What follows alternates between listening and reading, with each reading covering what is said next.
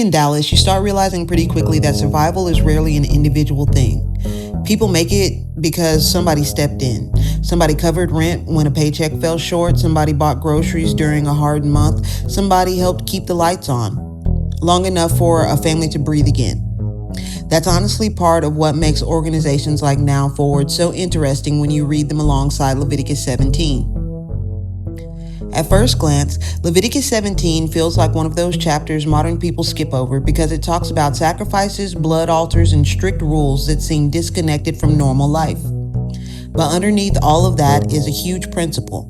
Life is sacred, and because life is sacred, people are responsible for how they treat one another inside the community.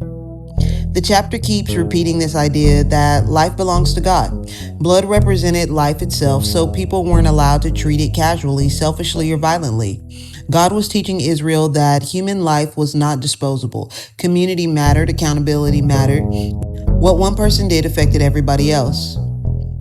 And honestly, you can still see the principle playing out in Dallas today. A place like Now Forward exists because real people hit real walls.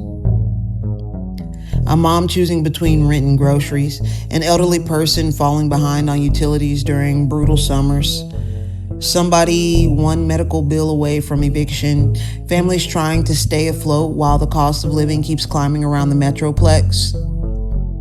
Leviticus 17 pushes against the kind of society that says that's their problem. The chapter creates a worldview where the community cannot pretend suffering is invisible. That's what organizations like Now Forward quietly prove every day. People survive when communities stop acting disconnected. And Dallas understands this better than people give it credit for. For all the conversations about growth, luxury apartments, and corporate expansion, there's also another side of Dallas most natives know well. Churches collecting school supplies, neighbors covering hotel rooms after apartment fires, nonprofits helping people avoid homelessness before things completely collapse. That preventative care actually reflects Leviticus 17 more than people realize. The chapter wasn't only about punishment. It was about preserving life before destruction spread through the camp. God was building a culture where people understood your actions affect the health of the whole community. That still applies now. When organizations help somebody keep housing for one more month, they're not just paying a bill. They may be preventing children from losing stability, people from falling into homelessness, mental health crisis, addiction spirals, general poverty.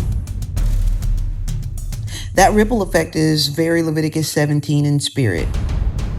Another thing Dallas natives recognize is how easy it is for cities to become emotionally numb. You drive past suffering every day. Eventually, people stop seeing it. Leviticus 17 fights against numbness. It forces people to acknowledge that life is holy and human beings are not meant to be treated casually. And honestly, the strongest community organizations in Dallas tend to operate from that exact mindset. People are not projects. People are not statistics. People are not inconveniences. They're human beings whose lives matter. That's the deeper connection. Leviticus 17 is not really about ancient rituals. It's about building a society that refuses to treat life cheaply. And every time a Dallas organization steps in to preserve somebody's dignity, stability, or survival, you're watching a modern reflection of that principle in action.